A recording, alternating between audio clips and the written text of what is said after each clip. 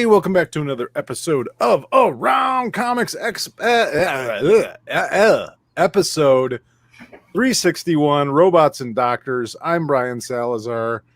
With me, as always, is Christopher Niesman, and Thomas Caters is here for the beginning of the show. It's kind of a miracle. Tom's here. Or we just started late, and Tom showed up. Usual time I show up at. What's going on, gentlemen? It's really cold, like really cold. It's like winter and shit. There's a lot of snow. I'm done with fucking snow. I have nowhere to put snow anymore. I scored points with the neighbors today. It's I was the guy that took out the snowblower and did the whole block. So. A hero! Wow, a hero for our times. Not all heroes wear. Some of them. They do have snowblowers. Some of them have snowblowers. Yeah. Mm-hmm. Cardinal jerseys. That's what some of them have. Yeah. No, man. I go out there and it's the big hat, and you can't tell I'm a Cardinal fan. Even our listeners are shocked Tom made it. So first comment. Oh wow, Tom made it. It's just I showed up at the time I usually show up. I did start scheduling the show at 8:15. Yeah. And this is funny. The first time we actually started right around 8:15. So I think that's the new time. Mm-hmm. Probably have a couple updates and that kind of stuff for folks out there. We dropped an interview for the Patreons today. If you're just get the regular feed, or the regular Around Comics feed, you'll get like a 12-minute clip of my talk with the Space Bastards. That's Eric Peterson, Joe Aubrey, and Derek Robertson. And we had a great little chat, and that is out there. Derek Robertson, he even dropped some knowledge that he's going to be doing Legends of the Dark Knight. He's writing and drawing a #1. He is super stoked about it. So I think probably even a pretty good chance that we may have him back to talk about that around the time it's coming out. That's a relaunch of the Legends of the Dark Knight, I believe. If I'm not mistaken. I think the world needs another Batman book. It can never be enough. There can never be a new #1 Batman. The way I look at it, the more Batman books are out there, the more likely that one of them will be good.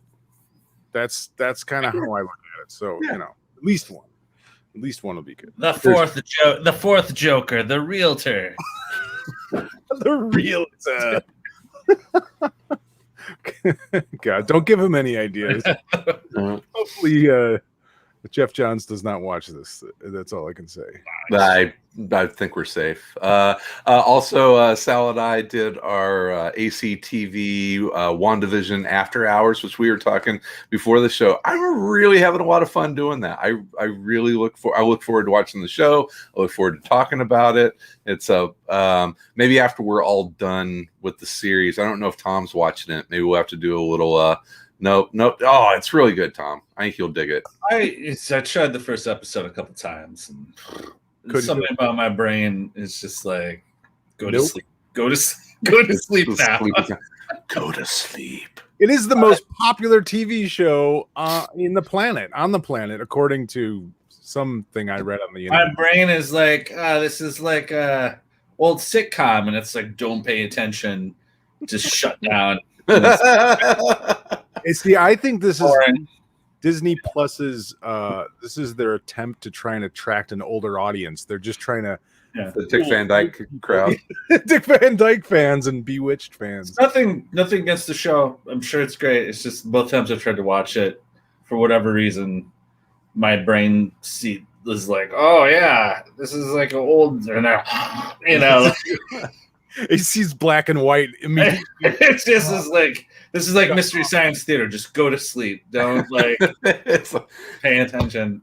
So we do not have capacity. I'll watch it in the middle of the day sometime, and maybe my brain won't short circuit and be Yeah, like, I think you'll get into it. We're having fun with it. So yeah, that's some of the Patreon exclusive stuff. But we're always here doing this on Tuesdays, and then releasing as the audio show, and we talk about comics and comics culture and all that fun stuff. Which, speaking of, you guys want to jump in and Wait, chit about some, what? Oh yes. Whoa. We have to talk about Thursday. This Thursday, the premiere of the new streaming thing that we're doing, ACD&D. Oh my gosh, that's right. Around Comics Plays Dungeons and Dragons. Chris and I have joined a Dungeons and Dragons group where we're going to be playing the Ghosts of Salt Marsh, and we already played the first session. So we didn't record that because we weren't sure how it would go, but it went so well that everybody was excited, and we're like, well, let's put it out live so that people can watch it. And so this Thursday, 7 p.m. on the YouTube, on the same, all the same platforms that Around Comics comes out. There's going to be ACD&D, The Ghosts of Salt Marsh, episode 2. So you get to hear me do a really fucking terrible Scottish accent for my my bagpipe playing bard high elf, and Sal. How is your elf from Memphis? Listen, man. My elf he's a southern swamp drow. That's what he comes from. Just sort of a Cajun, southern swampy area, and so he's taking care of business. He's got a little twang to him. Yeah. We have the worst. We have the worst three of us. I think the other two party members are playing it pretty straight. Mm-hmm. But you, me, and Tony have quite possibly the three worst elven accents. Tony plays Russian elf. It already sounds infuriating to listen to. I said people are already like, oh my god, Scottish, Southern, and a Russian elf walk into a bar.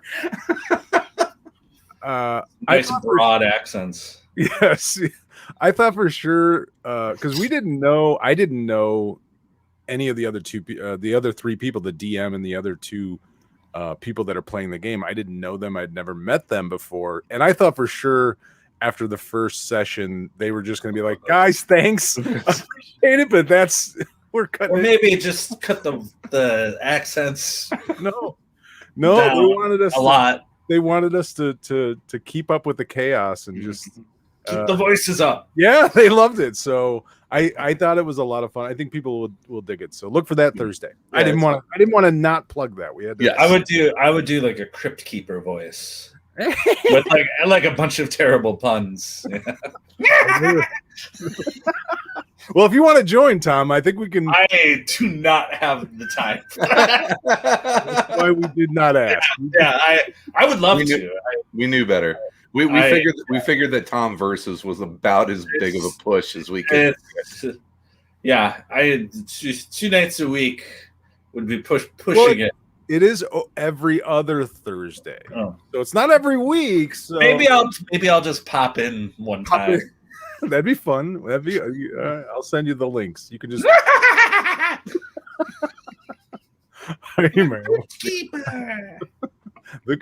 Here, I'm not going to get into it. All right, let's please. Yeah. So, comics. Comics. I was doing a lot of stuff. Did not read a ton of comics this week, so I know you guys want to talk about Rorschach #5. I definitely want to talk about Rorschach #5 with Tom because I have many questions about Rorschach. I read Rorschach #5 and then I went back and I read 1 through 4 again. You're like, and I'm hoping you can help me understand this story. I don't know. Maybe not. I'm just a little confused as to, well, one, who the fuck is the investigator guy? We never find out his name. We never he gets doesn't the guy call him by a name though in this issue? No, in this issue maybe. Like a first name. Is he a federal agent? I don't know. They never say. Yeah. He gets hired by the sort of campaign manager for Turley. Mhm. He's working in parallel to the FBI. He's like essentially like because Turley believes that Redford. I always think I'm always like, does Robert Redford know that he's the president in this no weird watchman? Has anyone informed Robert Redford of this? Because I just say it so casually, like, yeah, duh. It's Redford. It's Redford. So he assumes that Redford, the FBI is in his pocket and is not telling the truth. So this guy is kind of like working in parallel to that in a sense. Well, and that was okay. So just to kind of go over it from my point of view is like, so Nixon sent in Dr. Manhattan to win the Vietnam War.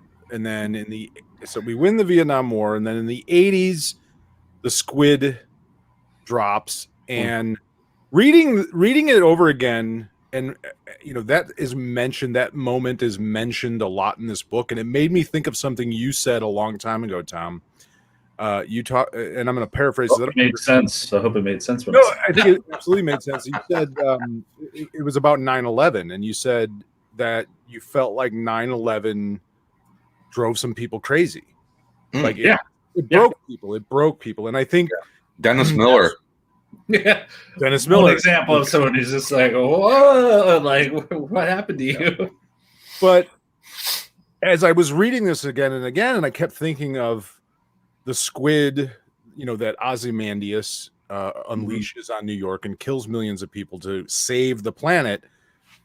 I feel like Tom King is sort of making a parallel between that and 9/11 in the United States, of that moment sort of driving people a little crazy. And if you look at that as sort of the squid drop in our reality, and then you look at this comic book as sort of the parallel to where we at politically in this country, it's like he's really talking about the sort of people on both sides of things that have been driven a little mad since that moment in time, for whatever reason, on sort of a,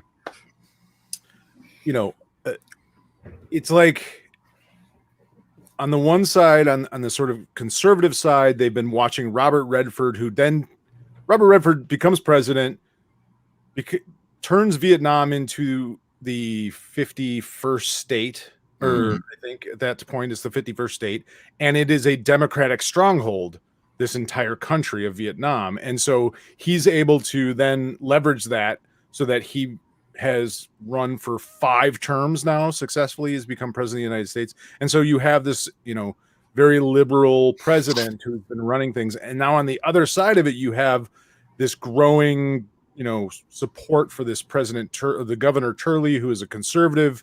And by the end of this issue, I think we kind of realize, he's kind of a Trump. Everyone's bad. Yeah, everyone's bad. That's what we sort of realize. Everyone's bad. And you have that moment by the investigator guy. That's what I'm going to call him because I don't know his fucking name.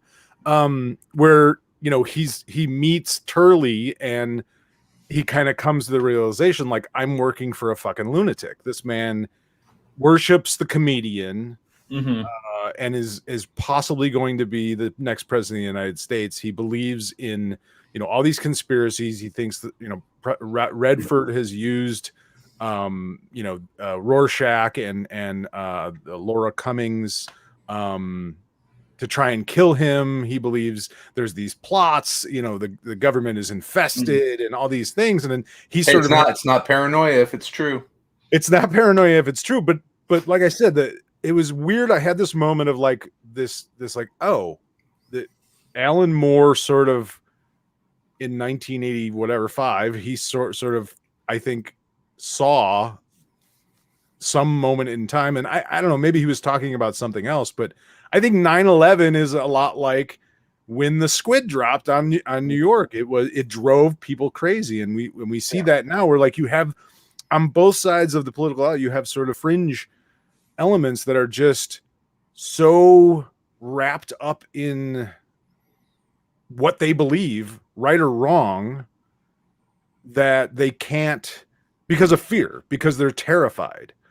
And I think that's, I know I'm getting like super deep into this weird sort of theory about it, but I'm just trying to, it was just like this parallel thing that I saw in this book that, and Tom being, politically very astute guy. He's seen probably way more and more of the sausage than any of us, having been in the CIA.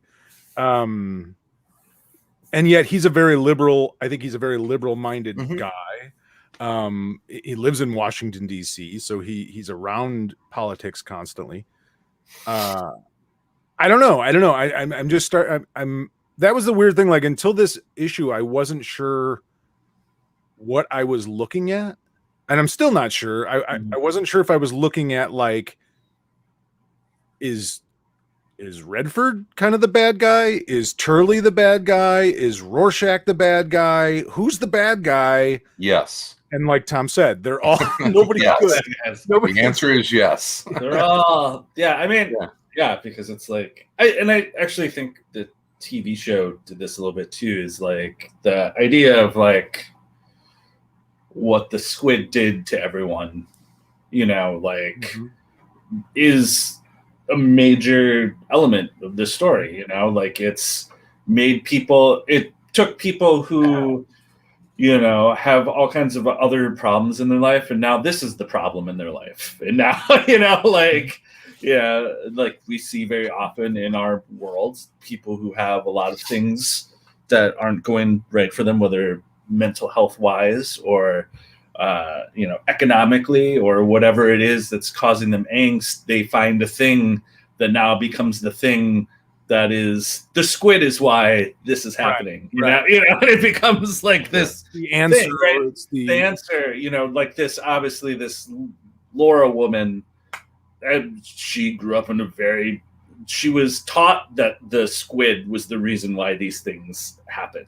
She comes from a very broken family, and she's internalized that. Now she's going out and she's almost like evangelizing it to other people who have problems, right? And they're like all of a sudden they're like, oh, I'm Rorschach. That's the answer to like my problem, like why this is the solution now, so it's like, but then also you see with politically, it's just like the idea, of like the squid kind of everything's broken, like the politics is broken, like people who are already broken are worse off, and like they're gravitating towards these things that aren't a solution to them. If anything, it's making it worse, right? And it's the violence of it, of like these people sort of being drawn towards these violent solutions to their problems.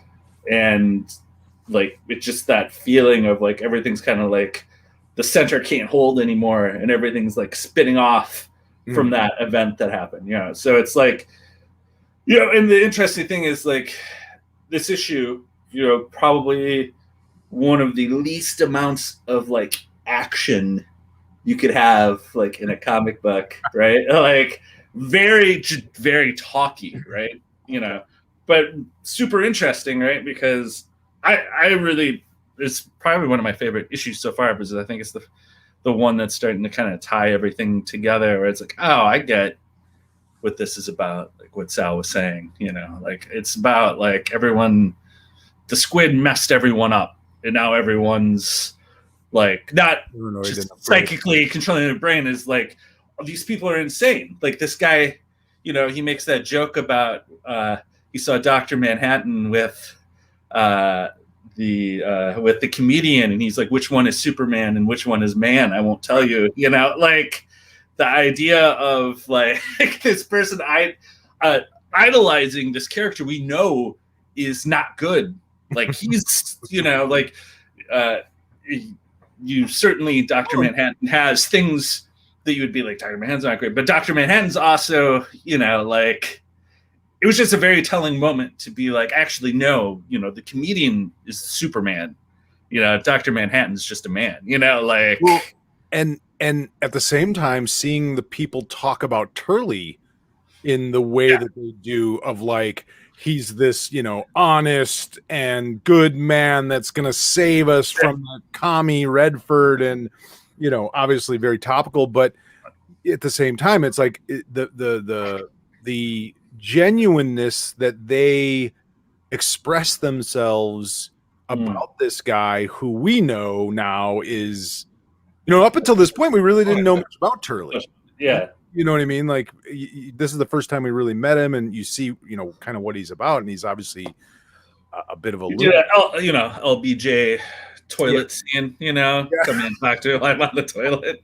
Real power move. That's right. I forgot about that LBJ used to do that. Yeah. But at least I think he was in a stall. This guy is just like taking a dump, reading the paper. Yeah, it seems. I don't know. I wouldn't do that, even if I had the power to. Like, at least he had the common decency to make him walk out or ask him to leave before he wiped. Yeah, let's get out of here. I gotta take care of him. I gotta finish. That's 2 comic books that came out last week that did that. Then, well, Space Bastards 2. Same damn thing. It's in the zeitgeist right now. It's things. I was, that was the thing too. With like, it's in the ether. Laura going out and sort of finding her Rorschachs because she believes this thing that her father told her, and now she's sort of infected. But wow, what? Yeah, drop my. Did you have that can mite with like a little thing on it? It dropped directly underneath the microphone, so I couldn't have dropped it in a worse place. Apologies to everyone listening to this show. I have to start over. Ruined. I'll have to edit that out. Yeah, it was.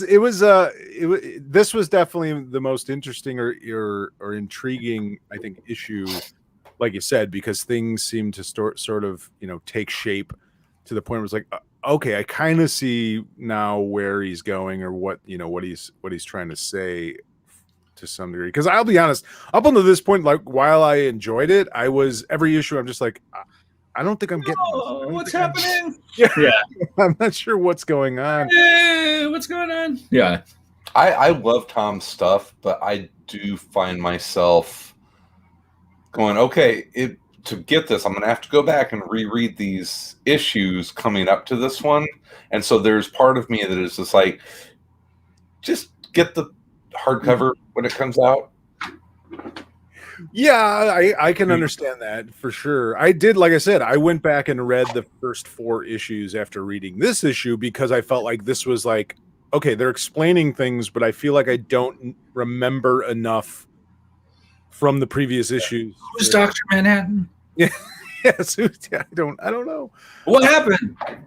Also, the art is great in it, even though it's anytime you can get a great drawing of a man on a toilet. Yeah. Not every day. Not every day. Can't get that every day. Not every comic book is going to give you that.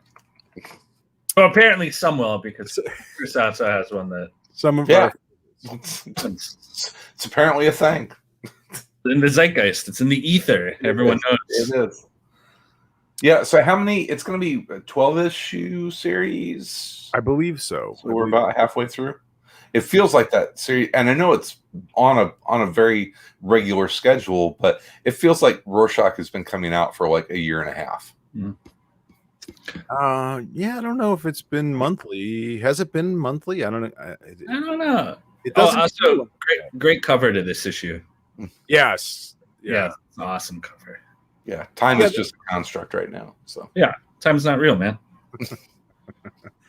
We're just covered in snow, so everything is just muted, white. There's no shape or form. It's all just one big mass. Time is a flat circle, man. All right. What else? What have you been reading? Well, I have something I can talk about, Chris. Mm-hmm. If we're done with we didn't talk about this yet. We did not talk about that. I did finish that as well. If you'd like to talk about that, we can certainly talk about it. Absolutely. It's This is the third. Yeah, for the audio folks. Sorry, we're showing things to the camera. This is book 3 of Hellblazer: Rise and Fall. It's on the DC Black Label imprint. It's written by Tom Taylor with art by Derek Robertson with Diego Rodriguez.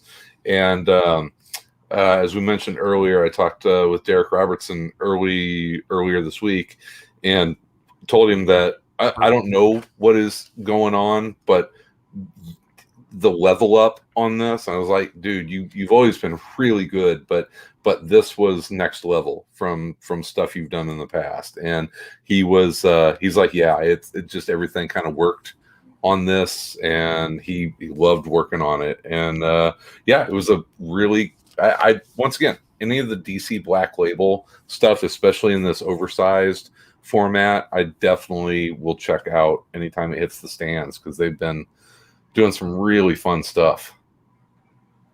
Yeah, I really enjoyed this whole series, and like you said, I think his art, I don't know if it's just the format or he had more time to work with it or something, but I really felt like it helped his art, and I enjoyed it a lot. I enjoyed the writing a lot. I thought it was a very John Constantine. It was the John Constantine that I really enjoy, which is doesn't take itself too seriously. Yeah, I mean he's a complete bastard, but there's some very darkly funny moments in this. Yes, from him and other situations. Absolutely. And you see, I mean, he's with Satan and demons and all the, magic and people dying and possessed children.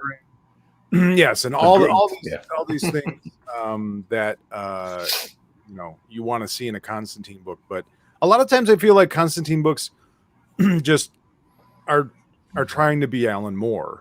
Are take, they try and just take it a little too seriously, where this had a little fun with it, even though it was very dark, and there were very dark and scary moments in it. And there were, like you said, there was also moments of levity. The only thing about it that the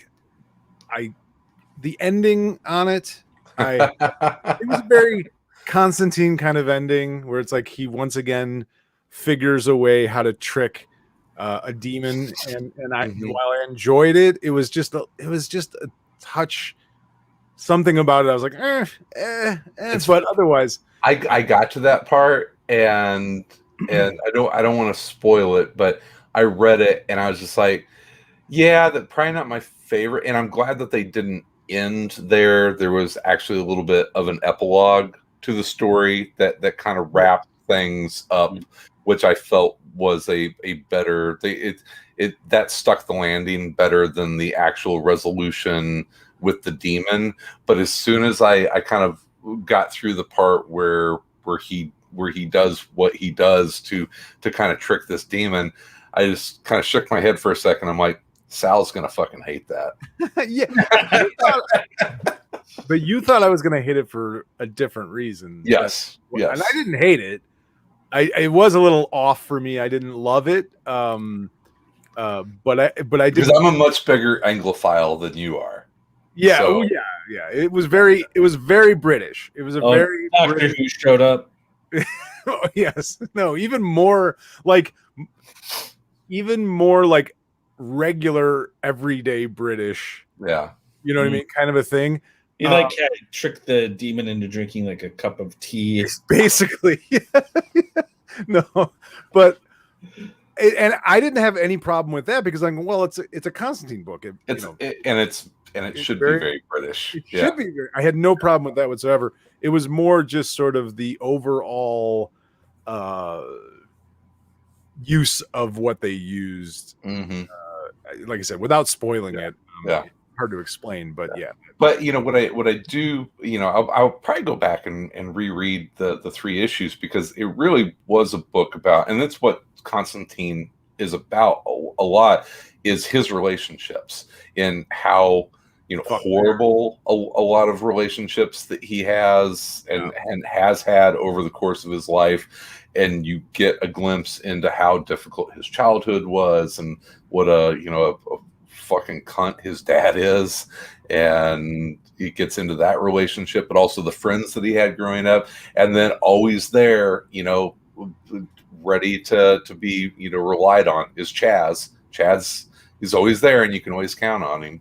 So I don't understand how Chaz has made it this far. Is he like the only friend of Constantine that hasn't died in 35 years of Hellblazer comics? Yeah, right. I think he has died a few times though. Probably.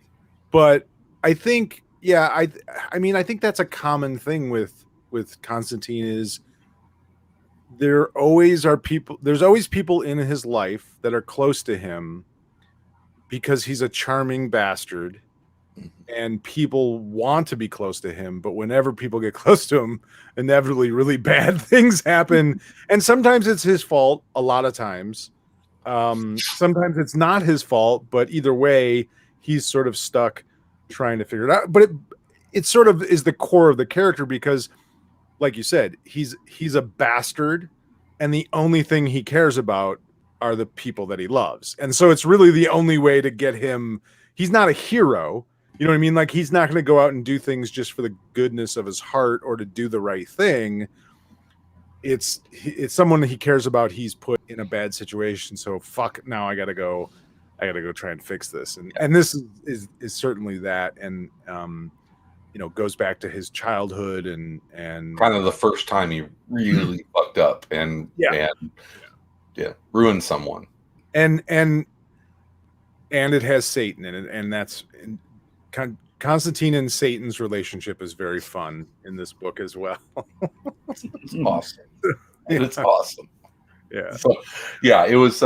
It's one of my favorite books I've read off the stands in a while. And once again, DC Black Label. It's I haven't been this fond of a book probably since the Wonder Woman Dead Earth.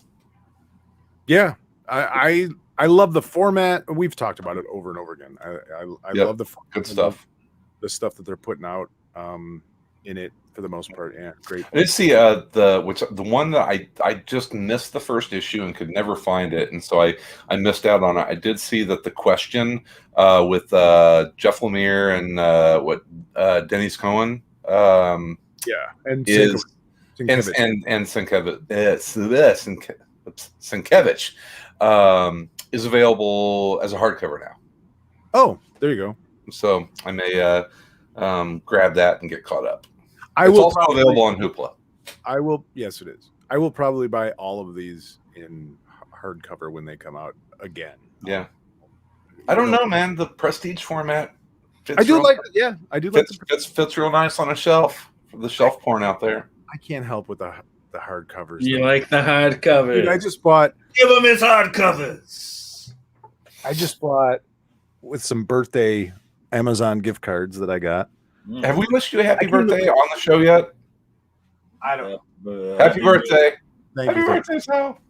I bought this, which is the Black Hammer Library Edition. Oh. One. Yeah, it's a tome. It's awesome. Beat someone to death with that. Yeah. Is that what the first 3 volumes or 4 volumes? I don't even know what it has in it. Probably 3. I don't think it's that. Yeah, man. There's so much supplemental stuff that he's built on in that series. It's hard to keep up with.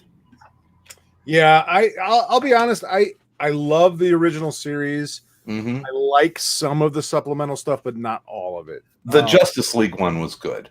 Yeah, the Justice League one was good. Some of it's been really good. Some of it's been okay. Mm-hmm. That's okay.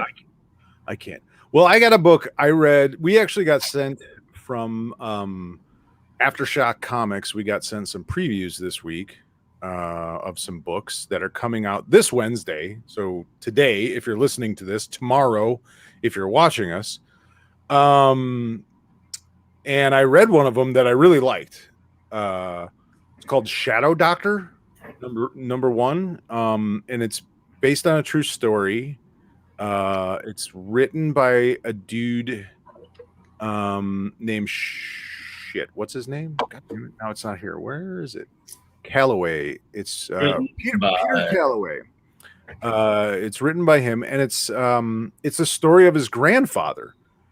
And his grandfather in the 1930s was a medical student at the University of Illinois Chicago. Graduates, wants to be a doctor, but because he's black and it's the 1930s, nobody will hire him. And so he's like, well, then I'll go and I'll try and get a loan and I'll open my own private practice. And because he's black and it's the 1930s, no one will give him a loan. And so he does something he doesn't want to do, but he doesn't have any other choice, he feels. And so he joins up with some people that he knew when he was young, and he starts working for Al Capone and running booze in Prohibition era Chicago. And apparently, according to the book, this was basically told to Peter Calloway's father on his grandfather's deathbed. No one knew about it until he was dying, and then he told them the story of him working and how he got to be a doctor and this is that story. And it was a very good first issue. It was very Really? Yeah, it was From the title, really, that is not what I was expecting this to be. well, it's funny because I had seen this. I had actually picked this book on this week's Future Stacks. I had seen the cover and I read the synopsis and I'm like, oh, that sounds really interesting. And then, like I said, Aftershock on Monday sent us preview copies, which I emailed to you guys. But and I just happened to read this one. I'm like, oh, it sounds interesting, and it was really good. It was really well done, it's to me, it's interesting in so many ways because one, it's like a completely different perspective on that era in Chicago, Prohibition and Al Capone and that whole thing. And then two, the fact that it's an actual real story about this guy who went through this is amazing. But the one part in the book that really kind of hit me, it was kind of early on in the book, and it's telling about his grandfather going around. He's a young man, he's out of college, and he's trying to get hired, and no one will hire him, and he's trying to get a bank loan, and no one will give him a bank loan, and everybody sort of tells him the same thing. It's like, sorry, kid, it's nothing personal. And like everybody says that over and over again. And what really struck me about that was like, you know, the idea of, oh, that's really a great example of, you know, institutionalized racism, is that it didn't come off like the people that were telling him no were racists necessarily, but they're in a system that doesn't allow them to not be. Yeah. You know what I mean? They're white, working for a bank or working for a, you know, running a hospital, white hospital, and it's like, sorry, I can't risk my job by doing the right thing. And that, it was just that one scene. It was only like one page in the book when that happens, and it was just like, oh wow, it was kind of a light bulb moment. That even if they wanted to, the system would not allow them to. Even if they wanted to hire him, they couldn't. Now, you know, I mean, you could say a lot of things about them or someone in that situation of like, well, you know, do the right thing. But the reality of like, okay, I'm gonna risk my livelihood and my job and my family and that kind of thing to do the right thing. That's not always an easy thing to ask anyone to do. But I just thought that was a really interesting, you know, sort of perspective on it. And yeah, it was a very good first issue. I was really glad I read it. Cool. And I hope people pick it up on Wednesday. It was not what I was expecting either. And then there's some back matter in the book about his grandfather. You see pictures of his grandfather and pictures of his father, and you read some stuff that his grandfather had read, or I mean written. Is he from Chicago? Yeah. I believe so. I believe he was from Chicago. Cool. originally. I know he went to college here, but yeah, I believe he was from Chicago originally. Yeah, it was very good. It was really interesting. I assumed from the title it was about like a doctor from a shadow dimension. No, nothing. There's at least that would be Dr. Shadow. Yes, they would call that Dr. Shadow. This is Shadow Doctor. Now it makes sense. No, well, I'm going to read it. This is nothing. Yeah, that sounds great, man. In it all, it was, and it even like when I started reading it, I was like, oh, okay. It kind of threw me for a loop at first, but then it was just the way that he was telling the story, and it was really good. Like I said, he's not 1920s Chicago. You know, who doesn't want to read about that? Yeah, and like I said, for me, it's like a completely different perspective. Like anytime those stories are told, it's always either, the Capone gang and the mafia, or Elliot Ness and the FBI, or the cops or whoever. Rarely is it ever anything other than that. And the interesting, I grew up with a guy whose grandfather actually ran booze for Capone. He was a Polish kid, grew up in the south side of Chicago, and he would tell us stories when we were kids. He would talk about he was a driver, and sometimes he would ride shotgun, literally, for these trucks hauling booze back from not from Canada, from Michigan. They would pick him up in Michigan and bring him back. Yeah. And yeah, he had stories.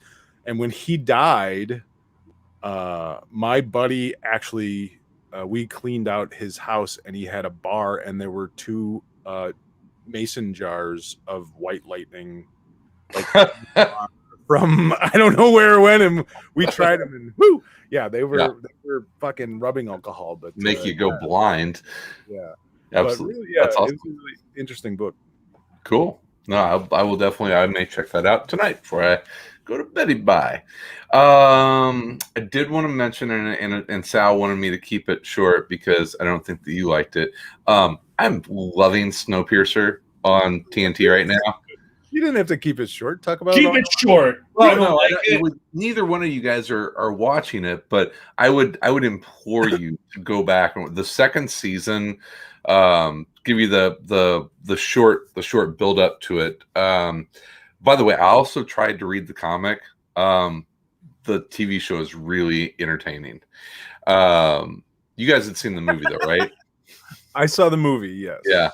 I like the movie a lot with the the movie is cool. The movie is definitely kind of weird, but weird kind of in that foreign film kind of interesting way.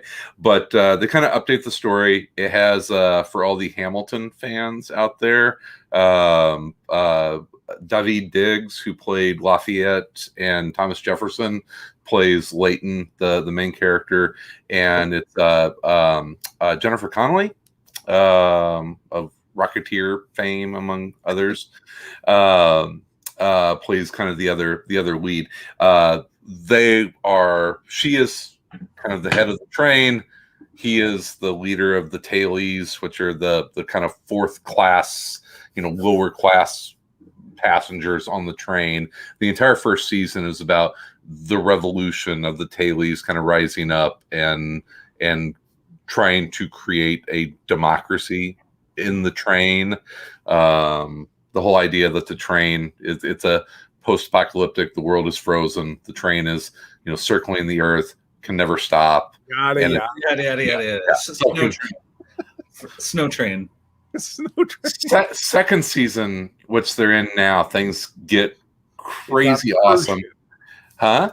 It's on a cruise ship. No, there is a second train. What? There is a second train, and the end of the first season, the train collides, and so now they're joined together. So now you have. It's not how train crashes work. It's a thing. It's amazing how I find out there's a second train. Well, what did we just hit? A second train. So it was planned, but now these 2 trains are joined, and all sorts of and Sean Bean is the leader of the other train. The people on the other train, and he's crazy awesome, crazy/awesome in this. It's a lot of fun. I enjoy that. We're one season away from there being 3 trains. 3 Jokers. 3 Jokers, 3 trains. Yeah. You got original train, crazy train, classic. Some Randy Rhodes in there. Yeah. So you got a crazy train, your regular snow train, The haunted Old West train. haunted Old West train. Yeah. A train that's constantly being robbed. I don't know how we're not working for Hollywood. I don't get it. These ideas. I don't know how it has. When you're writing that 3rd season of Snow Train, you know who to hit up. But it's cool. I enjoy the hell out of it. Remind me, because when I think of Snowpiercer, I think of the movie with Chris Evans, right? Mm-hmm. But was there a foreign version of Snowpiercer before that? No, it's a foreign comic. Okay, it's a foreign comic. Because I thought there was like a Korean version or something. I forget what country the original comic was published in, but I believe it's a foreign comic. And then the thing about the movie is that it was not a huge budget sci-fi movie, just kind of a interesting, strong story. I mean, the whole premise is about classism, right? You've got the first, second, and third class, and garbage. Yeah. And they deserve to die. That's the whole premise of it, right? Isn't that? Yeah, well, it's the people that stormed the train and got on at the last minute before it left. Otherwise, they were going to die. Were forced to live in kind of the squalor conditions in the back of the train and kind of survive on whatever they could. Now, we talked about this before. Didn't they steal from the first one? They stole the idea of shoving children in the controls from a Justice League comic book. Isn't that right, Tom? Didn't that happen on the... They jammed an alien inside the computer of the satellite and just lived in there. Like, literally, the body is, like, jammed inside where all the computer stuff. Well, that was the movie. Is that they would steal the children from the tail because they were the only people small enough to get into the engineering spaces and run the train. They ditched that for the TV show. Listen, you got to do what you got to do to keep things running. I mean, what do you want? What do you want them to do? You stop, you die. Yeah, you stop, you die. There's 2 trains. Yeah. Well, I mean, here's the interesting part, and then we'll move on. But now the tail, which was the kind of the squalor, poverty-stricken part of the train, is now in a position of power because that is the border between the 2 trains, and that's the point of commerce between the 2 trains now. So it gets interesting. Interesting. I love it. I love it. Train politics. Yeah. It's like Game of Trains. It is like Game of Trains. Yeah, it is. It's good. It's comics related, but I actually like this series better than the movie or the comics. I haven't been enjoying anything I've been watching, so maybe I'll try. WandaVision. WandaVision, of course. Yeah. I hate everything. Yeah, give it. I tell you, just watch like the last 2 episodes of the first season. And then jump into the second season. You're good. What a ringing endorsement of that. Just don't even bother. No, the first season is good. You want to get to the 2 trains?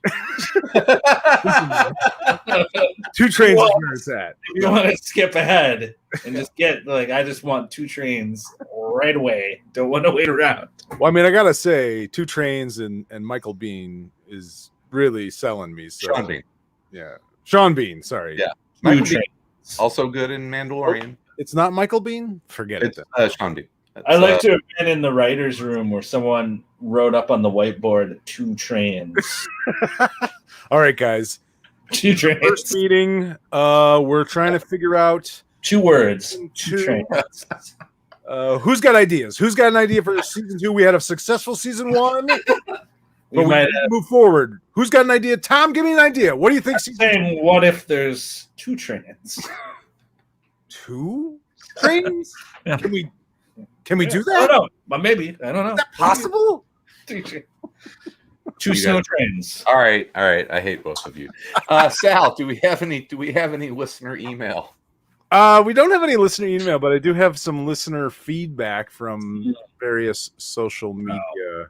Nobody uses that's how the kids don't these days. Email. It's like asking them to send me a phone message on my beeper. I don't know. Anyway, we used to do that. We used to do phone messages. Yes, we did. Leave a voicemail. We're old. This first one is from. It was a post on AC 321, which was Tom King Breaks the Fourth Wall. Friendship Paradox said, "This was a fun episode. It's great to hear Tom being a fan of the show. Although I think every time Sal wanted to ask something, Chris changed the subject." I should read that. Fuck me. You know, this is why you get shit for two trains, because every time. This is why you guys are two trains, but instead of colliding and going together, you're slamming into each other. Can you not just link up and become one snow train? I'm not doing a Sal centipede. No. Just slam into Sal, form one unit that's moving forward on the tracks. This doesn't sound good in any way. I don't know. All right, next one is from episode 310. We talked about Die Volume 1. Scott Dodd Strongman said, "Holy shit, I just randomly searched the podcast and found you back. Wow, this is awesome. I remember the format change. I remember watching the live feed of the podcast being recorded in the website. I'm resubscribed." So hey, nice thanks, to see. Yeah, thank you. Which format change? I don't know. There were several. We've always been good. That's all I know. The all mime around comics. And then last but not least, we had some dude on Twitter said, "My favorite part of your podcast was the line, 'Who goes broke running a casino?' This is when we were talking last week about Space Bastards. Some dude named Derek Robertson. I don't know who he is. Some dude. But he liked the podcast, so there you go. He did. He did like listening to it. So all three watched it and said they enjoyed it. So I was like, good. I'm glad we weren't boring. I do contractually, I have to give some shout outs to some patrons. We have some new patrons this week. So I want to give a shout out to Carlin Gilroy. Thank you, Carlin, for being a patron. Jennifer Ara, Seth Hurley, Joshua Smith, and Matthew Jerns. Thank you guys, all of you, for supporting the show. We hope you are enjoying all of the content we are putting out on patreon.com/around comics, and more coming soon. I know we released the first Tom versus the Freedom Fighters, which I enjoyed very much. So, Tom, I had a lot of fun. I'm glad. And I do for you. Just for me. I didn't even post it. I just kept it. It's a little box. It's like that Wu-Tang album. Yes. With that Martin Shkreli dude. The Shkreli rap album. I'm only going to say it. He's got that Wu-Tang album. No one's heard it. Actually, it's in it's in there? FBI or something now. Oh, someone at that guy's listening to it. The interesting thing about that is, according to something I read, when they sold that to him, in the contract was written that the Wu-Tang Clan, by law, can form and steal it back from him. That was actually written in the contract. So they could break into wherever it is and steal it. Get it? Oh, I love that. Get the Wu-Tang. That's a fucking comic book I would read. But it might as well say there's no way you can get back. There's no way to get all the members of the Wu-Tang Clan this is true. Together in one place. Historically impossible. Anytime you're going to go see the Wu-Tang Clan, part of the joy of it is who's going to be there. Which ones are there? I don't know. You know, we'll see. Well, you never know. That's part of the fun. It's part of the fun. It's part of the mystery. If you get 3 of any of them, you're all right though. I mean, obviously, is that the one with the RZA or the RZA? Obviously, Big Baby Jesus, R.I.P. Old dirty bastard. He's not going to be there. No. So, although never put it past him. Yeah, anyone I would be surprised if Old Dirty Bastard showed up to reform the Wu-Tang to steal that album back from Martin Shkreli. I want that comic. I want that comic.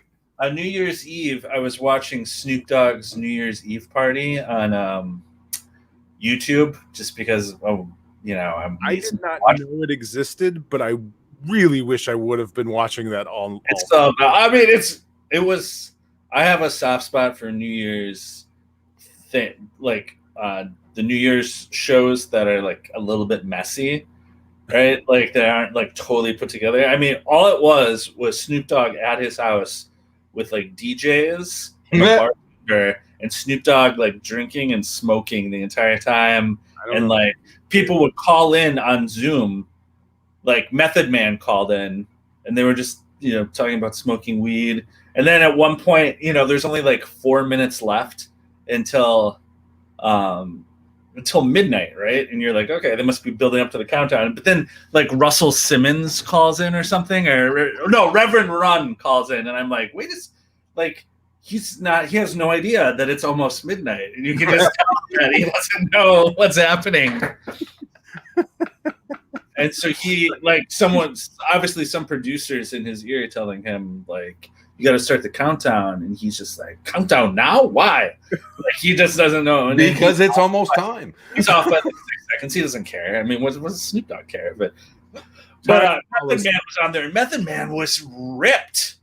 He's jacked now. Yeah, I was like, oh my God, Jesus Christ. I was worried if the Wu-Tang got back together, because he might kill somebody to get that up. Yeah, huge. I follow his Instagram, and he is putting on poundage. He does a lot of powerlifting stuff and lifts some heavy weights, and he's like in his upper 40s, like. But he's always been a big dude. Like he was always tall, and now he looks like Jesus Christ, like Method Man. There you go. Yeah, don't fuck with the Method Man. Yeah, exactly. Don't fuck with the Jesus. All right. Well, guys, do we have any other business to attend to? We got the Patreon stuff all plugged and everything that's coming out, and we talked about funny books and 2 Trains and. Greg Porter said he loves Tom's Around Comics knit cap. Oh, there you go. Hey, you can't get that, but you can get other Around Comics stuff at aroundcomics.com/shop if you'd like to buy some Around Comics gear. Or hey, I'm going to plug my if you're into jiu-jitsu. I thought it was a D&D thing. Well, I might do a D&D thing with it too. I just came Roll or Die jiu-jitsu brand of clothing. You can go to rollerdie.com or rollerdie.thread. I'll be back in a sec. Where are you going? What? My dog's gotta go pee. Come here. Your dog's gotta go. What? This guy's so unprofessional, Tom. How have we put up with this for 15 years? We're almost done. And he goes and It's the one. just walks off. My dog has to go. My dog's gotta go. It's Well, like Snoop Dogg. It's like a Snoop Dogg's New Year. it was a Snoop Dogg New Year. Also, Snoop Dogg at one point was talking to CNN, and Snoop Dogg, being a professional, immediately switched to no swearing. Like the second he was on Snoop CNN. Dogg, it is amazing. Snoop Dogg has become America's guest. He is like, he's on everything. He is. He's on every. He is. Everyone loves Snoop Dogg, from like little kids to grandmothers. Martha Stewart. Everywhere, and everyone fucking loves Snoop Dogg. He is America's guest now. He is just.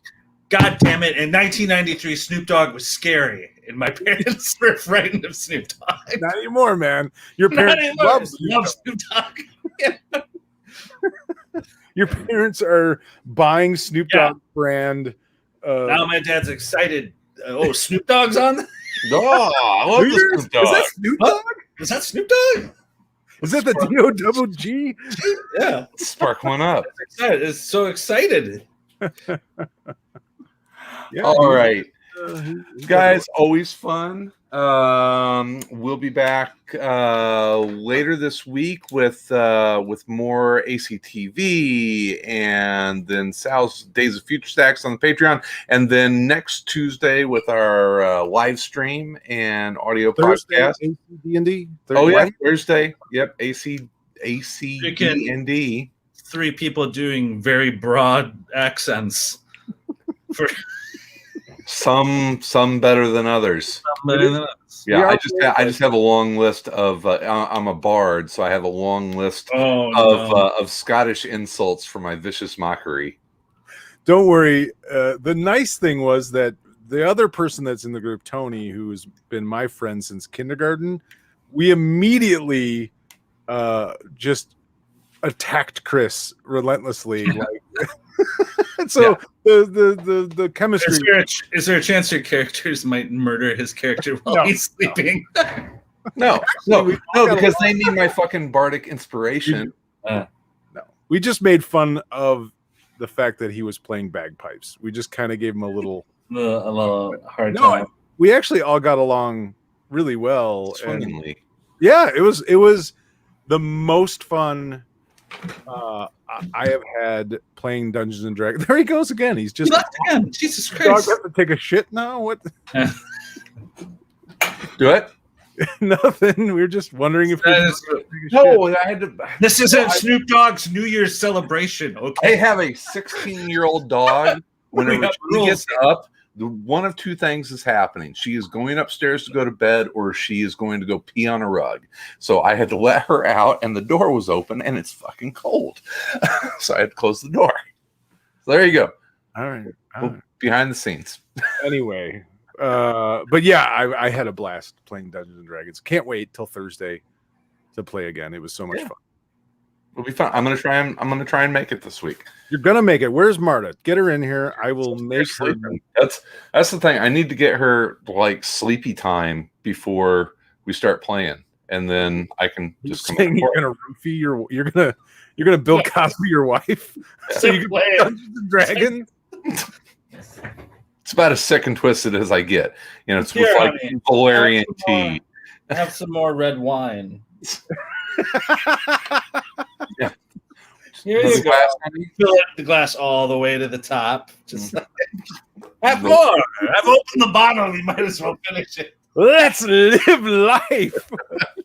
Oh, go to bed. It'll be fine. I'll stay up. I'll amuse myself. Blah, blah. Then she just hears this shitty Scottish accent. Yeah, if you hear a shitty Scottish accent, what the fuck is he watching in that? Like, why did he just say fucking cunt? Bad, like Chris has got bagpipe music. See, Tom, see how much fun we could have if you join the D&D every other Thursday. Think about it. It's fun. All right. So all of that happening, we will be back next Tuesday for our regular show. In the meantime, in between time, we'll be everywhere in and around Gobbix.